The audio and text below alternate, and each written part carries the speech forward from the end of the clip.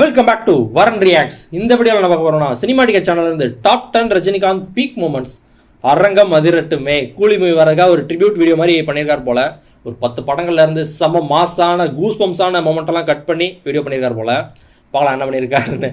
அது முன்னாடி சேனல் மறக்காம சப்ஸ்கிரைப் பண்ணிட்டு பெல் ஐகானோட சேர்ந்து பாருங்க. அது மட்டும் நம்ம சேனலுக்கு சூப்பர் தேங்க்ஸ் அண்ட் மெம்பர்ஷிப்லாம் அன்லாக் ஆயிருக்கு. யூபிஐ கூட நான் ஆட் பண்ணியிருக்கேன். எனக்கு சப்போர்ட் பண்ணணும்னு நினச்சிங்கன்னா பண்ணுங்க, ரொம்ப உதவியாக இருக்கும். இதே மாதிரி சினிமாட்டிக் சேனல் வந்து நிறைய வீடியோஸ் ரியாக்ட் பண்ணியிருக்கேன். எல்லாமே பிளேலிஸ்ட்டாக டிஸ்கிரிப்ஷனில் தரேன், செக் பண்ணி பாருங்க. வீடியோக்குள்ள போகலாம்.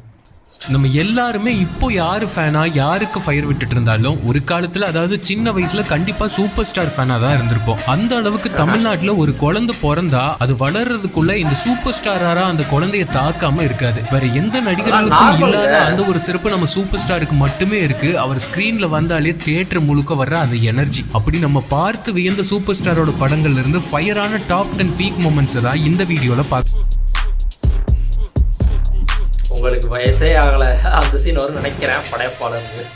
தீபாவளி பொங்கலை தாண்டி தமிழ்நாட்டுக்கே திருவிழாவா அமைஞ்சது அப்போ வந்து ஒவ்வொரு சூப்பர் ஸ்டார் படங்களும். அப்படி 1997 சுந்தர் சி டைரக்ஷன்ல வந்து அருணாச்சலம் படத்தோட ஒரு கூஸ் பம் மொமெண்ட் தான் நம்ம லிஸ்டோட 10வது இடத்துல இருக்கு. தலைவரோட மாச படங்கள்ல நம்ம எந்த அளவுக்கு ரசிக்கிறோமோ அதே அளவுக்கு அப்போ வந்து இந்த படங்கள்ல ரஜினி கையில ஒண்ணுமே இல்லாம பிரேக் ஆகி நிக்கிற ஒவ்வொரு சீன்லயும் நம்மளும் சேர்ந்து உடஞ்சு போயிருப்போம். அருணாச்சலம் ஒரு அனாதன்னு தெரிஞ்சதும் அவர் காதலிச்ச பொண்ணு வீட்டுல அந்த பொண்ணோட அப்பாவே அருணாச்சலத்தை அவமானப்படுத்தி வீட்டை விட்டு வெளியில அனுப்பியிருப்பாரு. இதுக்கெல்லாம் அப்புறம் தலைவரோட அப்பாவை பத்தின விஷயங்கள் அவருக்கு தெரிய வரும்.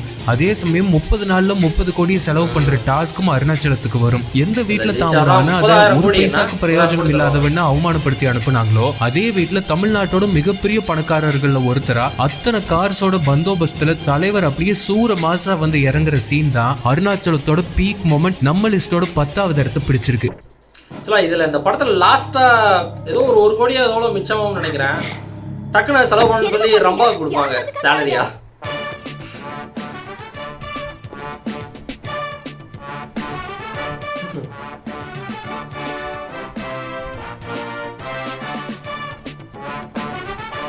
இதைத்தானே தமிழ் படத்துல அப்படியே வச்சிருப்பாங்க. நிறைய வேலை பார்ப்பாரு, அதுக்கப்புறம் மறுபடியும் புண்ணியாக்க வருவார். சூப்பர் ஸ்டார் ரொம்ப நாளைக்கு அப்புறமா ஒரு வித்தியாசமான புது பரிமாணத்துல கொண்டு வந்தது சங்கரோட எந்திரன். எந்திரன்ல வசீகரன் சிட்டி இல்லாம ஒரு சைடு இருந்தாலும் ஹெவியா ஸ்கோர் பண்ணது இந்த சிட்டி 2.2 தான். எந்திரன் படத்தோட பீக் மொமெண்டே இதுதான். ஃபர்ஸ்ட் டைம் டாக்டர் போரா சிட்டியா இருந்த ரோபோக்கு ரெட் சிப்பை போட்டு சிட்டி 2.2 ரெடி பண்ணியிருப்பாரு. முழுக்க ஒரு வில்லனிசத்தோட அந்த ஸ்டைலிஷான வாக்ல ஏஆர் ரஹ்மானோட கிராண்ட் ஆர்கெஸ்ட்ரேஷன்ல வர்றத இப்ப பார்த்தாலும் உடம்பெல்லாம் சிலிர்த்திடும். பிஜிஎம் இருக்கு பாருங்களேன்,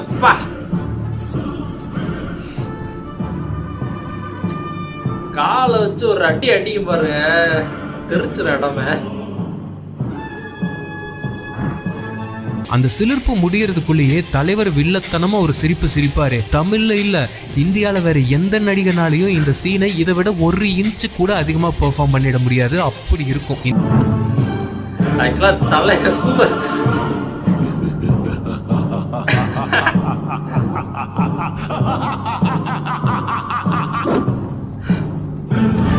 ரஜினிகாந்த் அவர் நார்மலா சிரிக்கிறதே செம்ம மாசா ஸ்டைலா 1.5x ஸ்பீட்ல பார்த்த அளவுக்கு ஒரு ஸ்பீட் இருக்கும். அதுக்கப்புறம் சிட்டி 2.2 தலைவர் வர ஒவ்வொரு ஃப்ரேமும் ஆனல் பறக்கும்.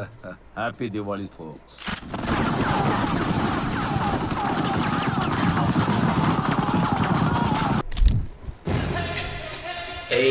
தலைவர் படம்னாலே திருவிழா தான். அதோட பிரம்மாண்டமும் சேர்ந்தா எப்படி இருக்கும்னு 2007 ஒரு காட்டின படம் தான் சிவாஜி. சிவாஜியில எக்கச்சக்கமான மாஸ் மொமெண்ட்ஸ் இருந்தாலும் இன்னைக்கும் நம்மள புல்லரிக்க வைக்கிறது அந்த மொட்டபாஸ் என்ட்ரி தான். சிவாஜி செத்துட்டாருன்னு படத்துல மட்டும் இல்ல, மொத்த ஆடியன்ஸுமே துக்கத்துல இருந்தப்போ யாருமே எதிர்பார்க்காத மாதிரி மொட்டை கெட்டப்ல ரஹ்மானோட பேங்கரான ராப் பிஜிஎம்ல தலைவர் ஹெலிகாப்டர்ல இருந்து மாசா வந்தது என்ன மாதிரியான ஒரு பீக் மொமெண்ட்.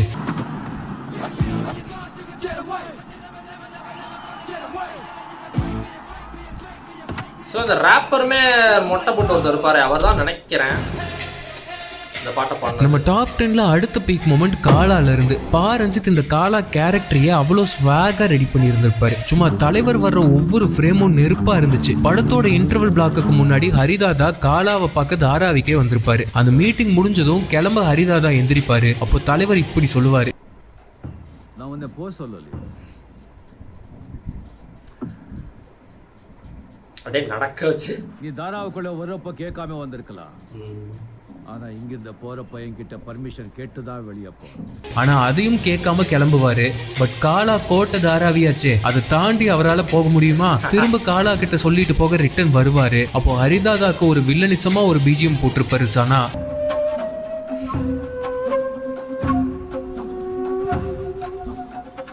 காலா செட் நான் போலாமான்னு ஹரிதாதா கேட்டதும் ஒரு பிஜிஎம் எலவேஷனோட தலைவர் அப்படியே ஸ்லோ மோஷன்ல திரும்புவாரு பாருங்க. பா ஃபயர் தான்.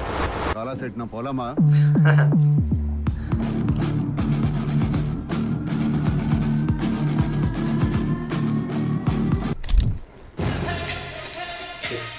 ஏழாவது இடத்தை பிடிச்சிருக்கிறது சூப்பர் ஸ்டாரோட எவர் கிரீன் மன்னன். படையப்பா நீலாம்பரிக்கெல்லாம் முன்னோடி இந்த மன்னன் சாந்தி தேவி. சூப்பர் ஸ்டாரை பிளாக்மெயில் பண்ணி கல்யாணம் பண்ணின அப்புறம் கல்யாணத்துக்கு அடுத்த நாள் அவங்களோட ஃபேக்டரிக்கு சூப்பர் ஸ்டார் வர்ற சீன் இது. அப்போ திரும்பவும் யூனியன் லீடராவே ஒரு என்ட்ரியை கொடுத்து விஜயசாந்தி கிட்ட பார்வதி அம்மாளோட மகனை தான் உங்களால விலைக்கு வாங்க முடிஞ்சது, யூனியன் லீடர் கிருஷ்ணனை வாங்க முடியாதுன்னு அனல் பறக்க பேசுறீங்க. ஆனா உங்களை மாதிரி மத பிடிச்ச பெண்ணை பார்த்தா என்ன விட்டுடுங்க, என் தலை முடி கூட ஆடாது. ஸ்டைலிஷா தலைவர் நடந்து போக அதுக்கு இசைஞானி ஸ்வாகா ஒரு மியூசிக் போட அதெல்லாம் சரியான மாஸ் மொமெண்ட் தான். பொம்பளைங்களை மதிக்கிறவன் தான் ஆம்பளை, ஆம்பளைங்களை மதிக்கிறவன் தான் பொம்பளை. நான் பொம்பளைங்களை மதிக்கிறவன். அண்டர்ஸ்டாண்ட்? Better you understand.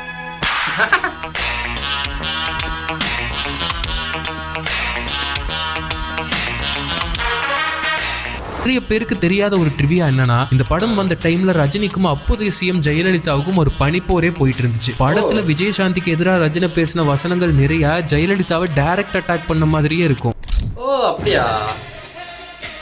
ஒண்ணுமில்லாம ஸ்கிராட்ச்ல இருந்து மிகப்பெரிய பணக்காரரா தலைவர் வர படங்களே ஒரு ஜானர் ஆயிடுச்சு தமிழ் சினிமால. அந்த அளவுக்கு தலைவர் படத்துல அப்படி ஒரு ஹைட்டுக்கு போறதை நம்ம ரசிச்சே வளர்ந்துருக்கோம். அதுல மிக முக்கியமான படம் அண்ணாமலை. அண்ணாமலையில சூப்பர் ஸ்டார் பணக்காரரா ஆனதுக்கு அப்புறம் ஏற்கனவே பிரசிடென்டா இருக்கிற சரத்பாபு முன்னிலையில அடுத்த பிரசிடென்ட் எலெக்ஷனோட ரிசல்ட்ஸா அறிவிக்கிற ஒரு மீட்டிங் போட்டிருப்பாங்க. அங்க இருக்க பிசினஸ் பீப்புள் எல்லாருமே சரத்பாபுவுக்கு அட்வான்ஸா கங்க்ராச்சுலேட் பண்ணிட்டு இருப்பாங்க. இன்னொரு புறம் பேரலா தலைவரோட ஸ்வாக் வாக்க மட்டும் காமிச்சுக்கிட்டு இருப்பாங்க. அப்போ அவங்க யாருமே எதிர்பார்க்காத மாதிரி அடுத்த பிரசிடென்ட்டா செலக்ட் ஆயிருக்கிறது அண்ணாமலைன்னு அனௌன்ஸ் பண்ணதும் சும்மா கதவுகள் அறக்க பறக்க திறக்க கோட்டு சூட்டோட வாயில சிகரெட் புகையோட தலைவர் வந்து நிற்க அதுக்கு தலைவன் தேவா ஒரு பிஜிஎம் போட்டிருப்பாரு பாருங்க. உண்மையிலேயே அந்த டைம் திரைகள் தீ பிடிச்சிருக்கும். அதிக வாக்குகள் பெற்று நமது சங்கத்தின் புதிய தலைவராக தேர்ந்தெடுக்கப்பட்டவர் திரு அண்ணாமலை அவர்கள். தியேட்டர் மூமெண்ட் பா. அப்படியே அவர் வந்து உட்காராரு, அப்படியே எந்திரிப்பார் பாருங்க.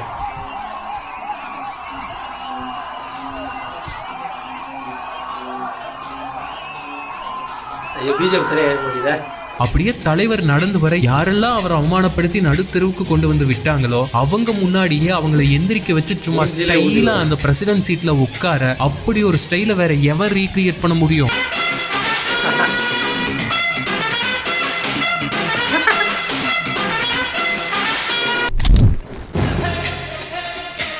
சூப்பர் ஸ்டாரை ரொம்ப நாளைக்கு அப்புறம் நம்ம எப்படியெல்லாம் பார்க்கணும்னு நினைச்சோமோ அப்படி கார்த்திக் சுப்ராஜ் தந்த ஃபுல் மீல்ஸ் தான் பேட்டை. பேட்டையில நிறைய பேரோட ஃபேவரட் அண்ட் பீக் மொமெண்ட்னா தலைவர் திரும்பி விடுற இந்த லுக்கா தான் இருக்கும். ஆனா இதை தாண்டி ஒரு பீக் மொமெண்ட்னா அது பிளாஷ்பேக்ல வர இந்த சம்பவம் தான். தேவாரத்தோட தொல்லை தாங்கலன்னு தலைவர் அவனை அந்த டெத்லயே வச்சு போட்டுடலான்னு சசிகுமார் கிட்ட பேசிட்டு இருப்பாரு. ஆனா அதுக்கு அவரோட பூங்குடியோட பெர்மிஷனுக்கு மட்டும் வெயிட் பண்ணிட்டு இருப்பாரு. பூங்குடி அதுக்கு ஓகே சொன்னதும் அங்க அடிக்கிற அந்த பறைக்கு தலைவர் ஆடிட்டே கார் பக்கம் போறது பீக் சினிமா.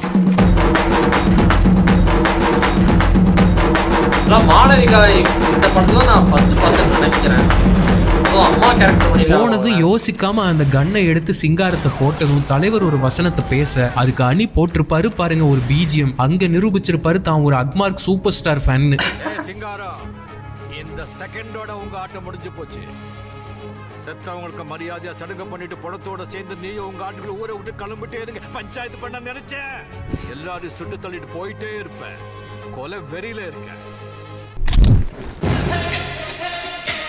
90s early 2Kல இருந்த ஒரு கமர்ஷியல் சூப்பர் ஸ்டாரை பல நாளுக்கு அப்புறமா நம்ம ஜெயிலர் மூலமா நெல்சன் பார்க்க வச்சாரு. ஜெயிலர்ல படத்தோட ஒரு கட்டம் வரைக்கும் தலைவரை குடும்பத்திலயும் சரி பப்ளிக்லயும் சரி கலாய்க்காதவங்களே இருக்க மாட்டாங்க. என்னடா தலைவரை இப்படி சப்பையா யூஸ் பண்ணிட்டாங்களேன்னு நம்ம நினைச்சிட்டு இருக்கும் போதே ஒரு டிரான்ஸ்ஃபார்மேஷன் இருக்கும். பா அப்படி ஒரு செய்யாது தள்ளாடிட்டு நடக்க முடியாத மாதிரி தலைவர் வர, ரெண்டு ஆளுங்க தலைவரையும் அவரோட மருமகளையும் தப்பா பேச தலைவர் அதை கேட்டுட்டே வந்து கார்டோரை ஓபன் பண்ணி குனிஞ்சு அந்த கத்தியை எடுக்கும் போது இதுக்கு மேல எவன்டா போட முடியும்னு அணி ஒரு பிஜிஎம் போட தியேட்டர் தெறிக்க விட்ட மொமெண்ட் அது.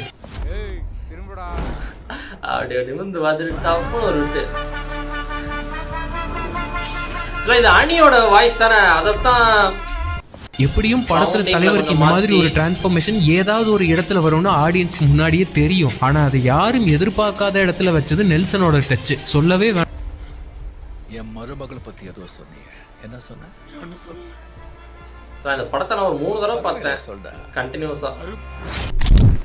ஒரே நாள்ல கிடையாது, ஒரு டிரான்ஸ்ஃபர்மேஷன் சீன்னா என்னன்னு இந்தியன் சினிமா என்ன உலக சினிமாக்கே சொல்லி கொடுத்தது பாஷா தான். தலைவரை கம்பத்துல கட்டி போட்டு ஆனந்தராஜ் அடிக்கும் போது ஸ்கிரீனுக்குள்ள அழுதவங்களை விட ஸ்கிரீனுக்கு வெளியில அன்னைக்கு தமிழ்நாட்டுல கண்ணீர் வடிச்சவங்க அதிகம். அப்படி ஒரு மொமெண்ட் கொடுத்துட்டு அதுக்கு அடுத்த சீன்லயே அதே ஆனந்தராஜ் தலைவரோட தங்கச்சி மேல கை வச்சதுக்கு தலைவரோட கண்ணுக்கு மட்டுமே ஒரு ஃப்ரேம் வைக்க, அதுக்கு தேவா ரீ ரெக்கார்டிங் வாசிக்க, பிளாஸ்ட் அந்த சீனு.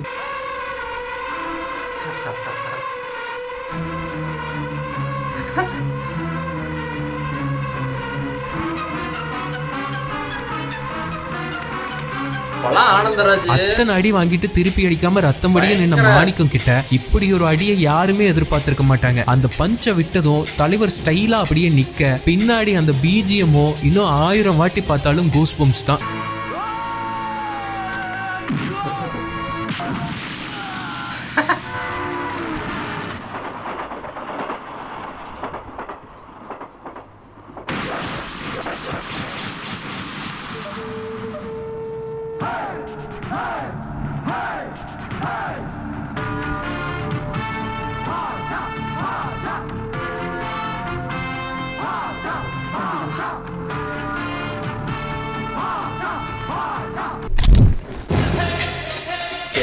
தலைவர் ஃபேன்னாலும் சரி வேற எந்த நடிகனோட ஃபேன்னாலும் சரி படையப்பாவை பார்த்து சில்லறைய சதற விடாத ஒருத்தர் இருக்க வாய்ப்பே இல்ல. அந்த அளவுக்கு படம் முழுக்க திருவிழாவா அமைஞ்ச படம் படையப்பா. படையப்பா பீக் மொமெண்ட் அப்படின்னதும் ஞாபகத்துக்கு வருது ஆப்வியஸ்லி அந்த ஊஞ்சல் சீன் தான். என்னதான் படம் வந்த டைம்ல சின்ன பசங்களா அந்த சீனை நம்ம அப்படி ரசிச்சிருந்தாலும் அதை தாண்டி ஒரு பீக் மொமெண்ட் இப்போ பார்க்கும்போது புல்லரிக்குது. அதுதான் நம்ம லிஸ்டோட முதல் இடத்தையும் பிடிச்சிருக்கு. நான் உன்னை அடைஞ்சே திருவேன்னு நீலாம்பரி விட்ட சவாலை நிஜமாக்குற வகையில சில வேலைகள் எல்லாம் பண்ணி ராதாரவிய லட்சுமி கிட்ட மன்னிப்பு கேட்க, படையப்பாவை நீலாம்பரிக்கே சம்பந்தம் பேசிடலான்னு லட்சுமி முடிவு பண்ண, படையப்பாவுக்கும் வசுந்தராவுக்கும் இடையில இருந்த அந்த சாத்வீக காதல் சுக்குநூறான்னு ஒருங்கி போயிருக்கும். இப்படி ஒரு நிலைமையில அம்மாவோட பேச தட்டவும் முடியாம கொடுத்த வாக்க காப்பாத்துறதுக்காக படையப்பா குடும்பத்தோட ராதாரவி வீட்டுக்கு வந்திருப்பாரு. படையப்பாவை விட ஜாஸ்தி நொறுங்கி போயிருந்த நமக்கும் அங்கதான் ஒரு ட்விஸ்ட் இருக்கும். லட்சுமி சௌந்தர்யாவை சம்பந்தம் பேசதான் வந்திருக்கோன்னு வடிவுக்கரசி கிட்ட போய் தட்டை மாத்திட்டு ராதாரவி கிட்ட செருப்பால அடிச்ச மாதிரி பேசியிருப்பாங்க.